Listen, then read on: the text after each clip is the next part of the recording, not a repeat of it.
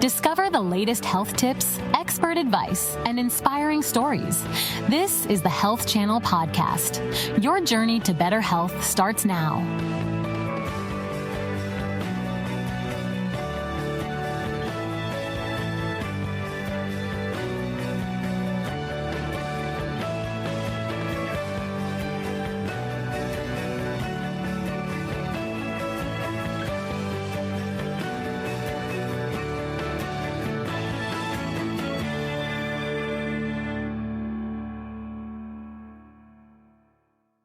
Although brain tumors are rare, it's important to know the warning signs and treatment options. On today's show, we're going to answer your questions and offer you important information on what you need to know about brain tumors. That's all coming up on this episode of Ask the Doc. No appointment needed.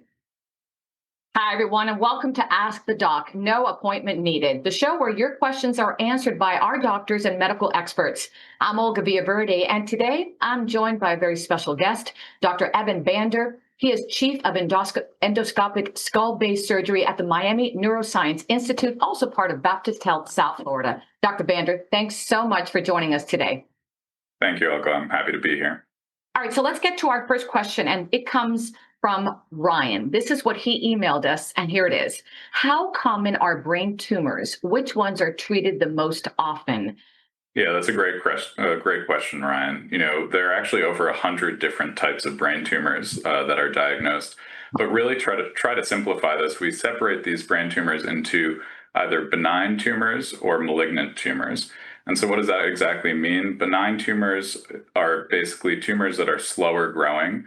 They are less likely to infiltrate into the brain around it and more likely to be well encapsulated, and often are treated. Once treated, they are less likely to recur.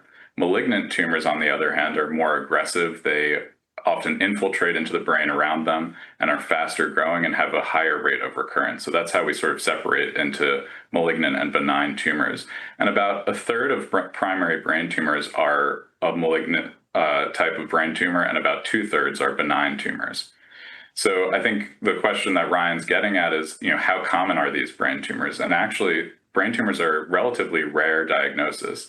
The data suggests that from birth, patients or the population in the U.S. has about a 0.6% rate of diagnosis of a primary malignant brain tumor. So they're relatively rare when you compare them to other cancer diagnoses, such as breast cancer or prostate cancer, which have rates of diagnosis close to 1 in 8 patients. So on the scale of things, brain tumors are rare, but that being said, they can be quite serious. So malignant brain tumors, the most common are actually tumors that come from elsewhere in the body, what we call secondary malignant brain tumors, which are brain metastases from other cancers. And then the most common primary brain tumor is what's called a glioma or a diffuse astrocytoma, also sometimes known as glioblastoma. And there are about 17,000 cases newly diagnosed per year. And then in terms of the benign brain tumors, these are most commonly meningiomas, as you heard in the video, tumors that come from the lining of the brain, and about 40,000 meningiomas are diagnosed per year. And then that's followed by pituitary adenomas, which are tumors that occur at the base of the skull in the pituitary gland, and there are about 14,000 new cases of pituitary adenomas per year.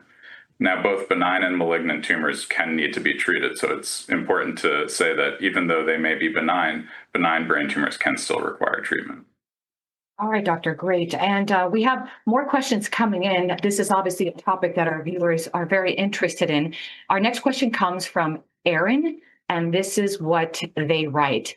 That video sheds some light, but do we know why some people get brain tumors? Is one group more likely than others? Doctor? Another great question, and it's probably one of the most frequent questions I get when a patient has a brain tumor diagnosis is, why did this happen? Is there something that I could have done? And the unfortunate and sort of unsatisfying answer is that we don't know, and most brain tumors are actually sporadic with no identifiable cause.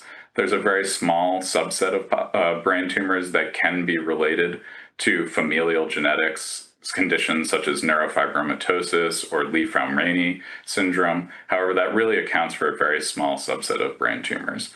The factors that we do know increase risk for brain tumors are ionizing radiation, high doses of radiation. That is probably the most well-known risk factor for brain tumors. And then age. As patients get older, we do know that genetic mutations can accumulate in our cells, and as patients age, there's increased risk of brain tumors. And then in meningiomas, the tumors that come from the lining of the brain, we do know that these are more frequently seen in women compared to men in about 2-to-1 ratio, but they do occur in both. And that's somewhat due to the fact that these meningiomas can have receptors for hormones such as progesterone. And we can see that patients who have or are on hormone replacement therapy with high dose synthetic progestins can have somewhat higher risk of developing meningiomas, and meningiomas can grow faster during pregnancy. But really, those are the few factors that we do know about. All right, let's go now to Esther. And this is what she writes in, Doctor. 2 people I know have recently been diagnosed with brain tumors. Are you seeing an uptick in brain tumor diagnoses? And if so, why do you think that is? I'm going to be honest, Doctor. I feel like I'm hearing more and more about glioblastomas. I'm not sure if it's because my brother passed away from one, but ever since he passed away, I feel like I'm even hearing more, even though you just started the show saying it's very rare. Yeah.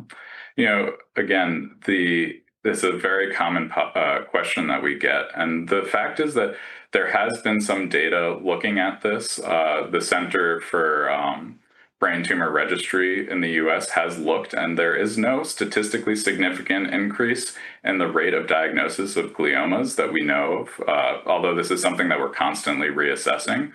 But one thing that we have seen actually is there is a known increase in the rate of diagnosis of these benign brain tumors, of meningiomas and pituitary adenomas. And that actually may be due to just better diagnosis. Our imaging has significantly improved over time. Our ability to diagnose these, even at smaller sizes, has improved. And so what we're seeing may actually be an increase in diagnosis of tumors at smaller sizes and earlier for these benign brain tumors. But in terms of the malignancies like glioblastoma, unfortunately, or fortunately, we haven't seen any significant change in the rate of these diagnoses. All right, doctor, let's get to a question now from Raul, and he reached out on Instagram. Here's his question to us. Can you talk about clinical trials that are currently out there? My aunt was diagnosed with a brain tumor recently, and I am praying for her recovery. Hopefully, Raul, she will get a great clinical trial out there. Doctor, any information on that? I wish the best to Raul's aunt. And in terms of the clinical trials, there is a lot of excitement in brain tumor therapy. We have seen many clinical trials in the last decade, especially given the fact that we've gotten a lot better at understanding the genetics and the molecular mutations that are underlying many of the tumors that we see. And so that has led to an increase in the number of clinical trials and opportunities for patients.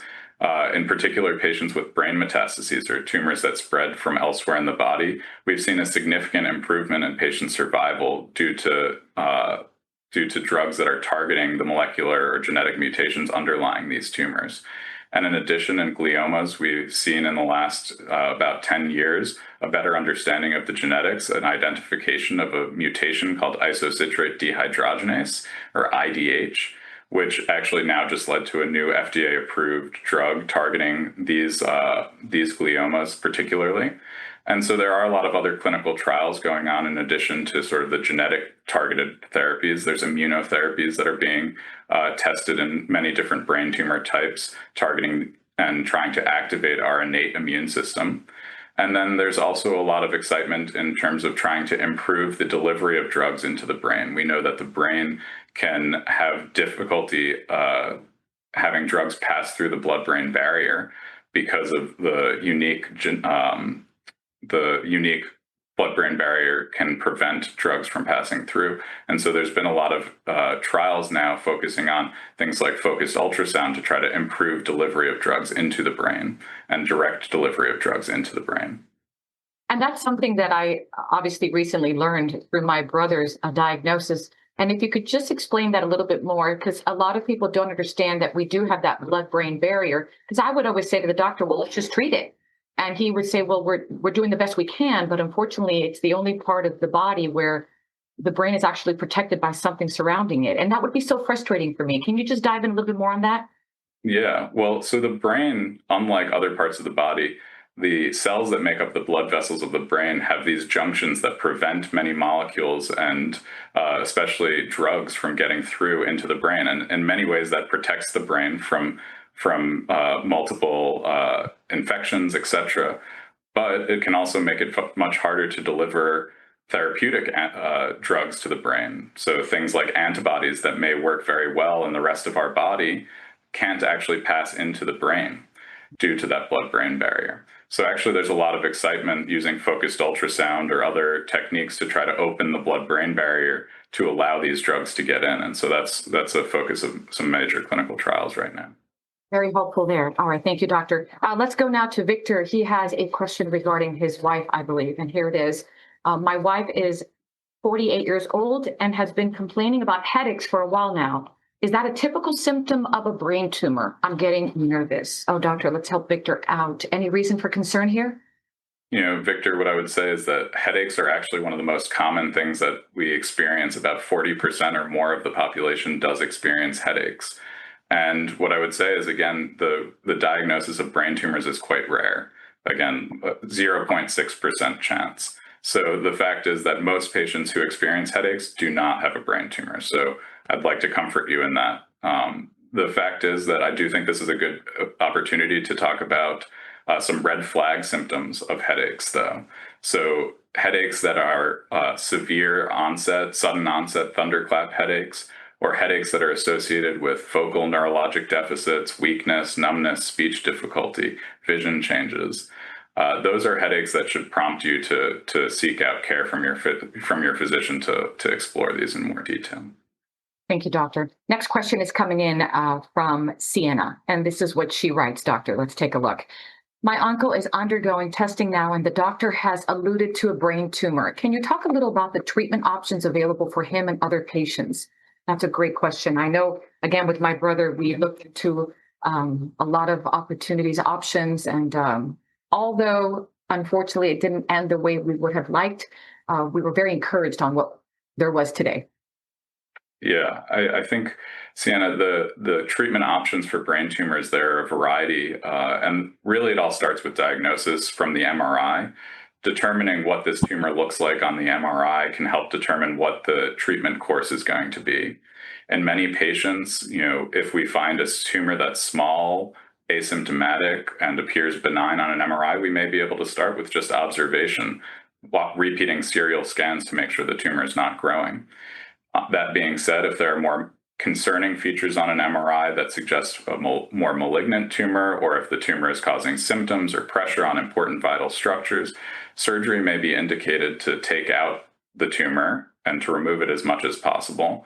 And surgery may involve a small biopsy, or it may be a resection of the tumor through what we call a craniotomy, where we temporarily remove part of the bone to take out the tumor and then replace it after surgery. Now, surgery is often followed by other treatments, whether that's serial imaging, observation over time, or may involve radiation or chemotherapy, depending on the ultimate pathology of the tumor.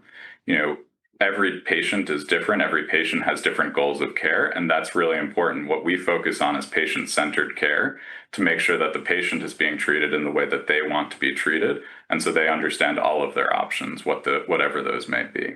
Okay, doctor, we're going to hear now from Jorge, and he has a question that I think many of us have asked. So here we go. I'm on the cell phone for hours at a time, and I'm not comfortable with earbuds, so I keep the phone close to my ear.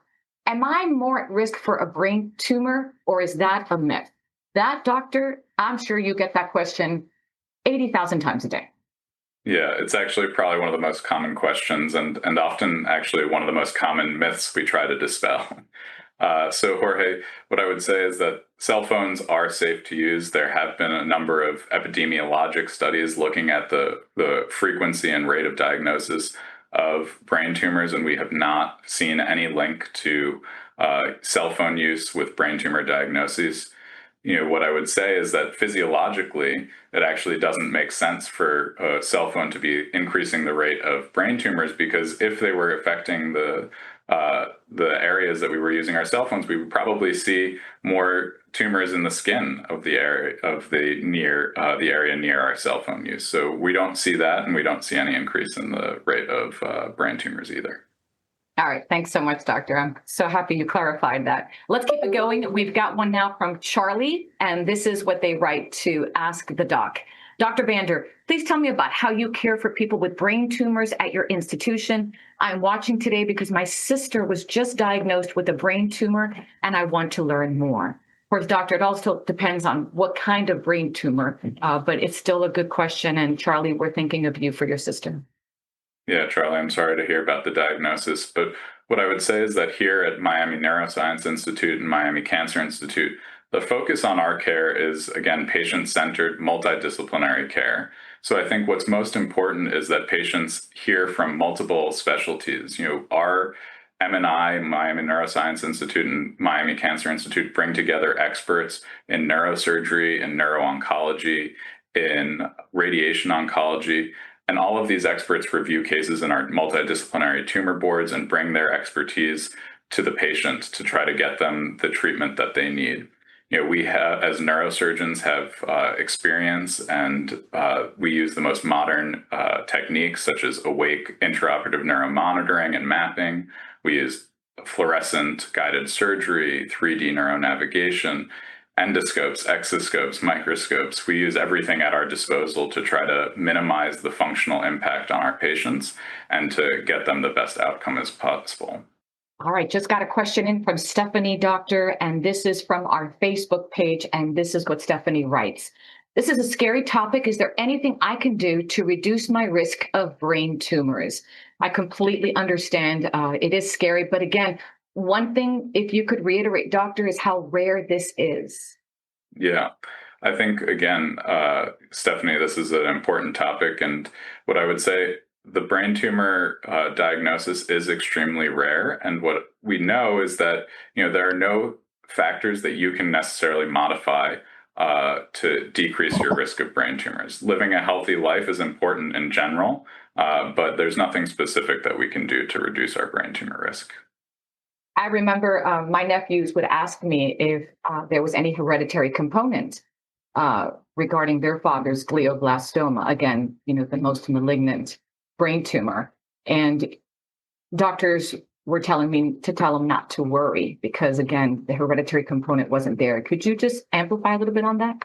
Right. So as I mentioned, the most brain tumors, particularly glioblastoma, there are not familial genetic relations for these brain tumors. There's a very small subset of population where that is the case. And in those families, there have been a history of multiple family members with those diagnoses already. But in general, these are sporadic. They occur, without cause, and there's really nothing that we know other than radiation exposure that increases the risk. Thank you, doctor. All right, we got a question now from Alyssa, and she joined us via email. Thanks, Alyssa. This is her question. Is there a relationship between stress and brain tumors? What about stress and cancer overall? Well, that's a loaded question, considering we're stressed out every day in this country, doctor. What are your thoughts? Absolutely. Stress is an inherent part of our lives and unfortunately unavoidable for most of us. What I would say is that chronic stress, what we know is that it's not great for our bodies in general. It can be immunosuppressive, but there's really, again, no clear risk or no clear link to a diagnosis of cancer related to stress. No direct link. All right. Thank you, doctor. This next question comes in from Nick. And it's our YouTube question. And I'm sorry, Nick, I actually kind of asked the same question, but doctor, I think we can follow up. Are brain tumors hereditary? I was told my great-grandfather had a brain tumor, but I'm not sure about other family members. I know we touched upon it. I'm just going to add, Nick, if you don't mind, since you kind of spoke about the hereditary component, if there is any, is it just bad luck? Is it a disease of broken genes? So, brain tumors, we do know, have genetic mutations and abnormalities present in the cells. And that's what we're targeting with many of our new novel therapies. That being said, many of these mutations are occurring over time, that our cells accumulate mutations just sort of normally over time as we age. So there's no necessary genetic link between those mutations. While some mutations can be inherited, most of these brain tumors are not because of those inherited mutations. Thank you, doctor. Next, we're going to hear from Bill, and he just asked right now, I've heard the term tumor grades with other cancers. Can you explain what that means and if that applies to brain tumors as well? Good question there, Bill. Thank you. Yeah, that's a great question. So tumor grades in brain tumors really has to do with how the tumor appears under the microscope to our pathologists. It has to do with how aggressive the tumor appears. Now, in many other cancers, we look at staging. Has the tumor spread to other parts of our body, or is it localized to one area? In brain tumors, we don't actually see much spread outside of the brain, so we look primarily at grading of the tumor. So how does it look under the microscope? Are there features of the tumor where it's infiltrative into normal areas of the brain? Are there features of the tumor that show that it's replicating very quickly? Are there features of the tumor that suggest more aggressive features are more likely to recur after surgery? And then now in the last decade, we've also integrated a lot of molecular and genetic mutations into our grading analysis. And because we're seeing so much increase in knowledge in our understanding of the molecular and genetics of tumors, we're actually able to better prognosticate using those tools as well. Great information, doctor. All right, we've got about a minute left in the show. Thanks to our viewers sending in those questions. I thought maybe, doctor, in 40 seconds, a recap in case someone's just joining us regarding brain tumors. Again, they're scary when you hear about it, but I think one of the key things I wrote down is 0.6%. It's rare. Yes. I think, it is a scary topic, and that's why it's really important to have a great team of physicians that are working with you and on behalf of you when you do have these diagnoses. Brain tumors are rare. Brain tumors can be scary. Some can be treated, with observation, others with surgery. Just have a good team on your side of physicians. Thank you so much, doctor. Truly appreciate your time, and thank you so much for what you do. Thank you so much for having me. Unfortunately, that's all the time we have today. Again, thanks to Dr. Bander. Thanks to all of you for your questions. I'm Olga Villaverdi. We're going to see you next time right here on Ask the Doc. Remember, no appointment needed. Thanks for watching. See you later. Thank you for listening to the Health Channel podcast. We hope this information has been useful. However, please remember that only your doctor can advise you about what is best for you. Do not start, modify, or suspend treatment based on anything you have heard on this podcast. Please join us again soon.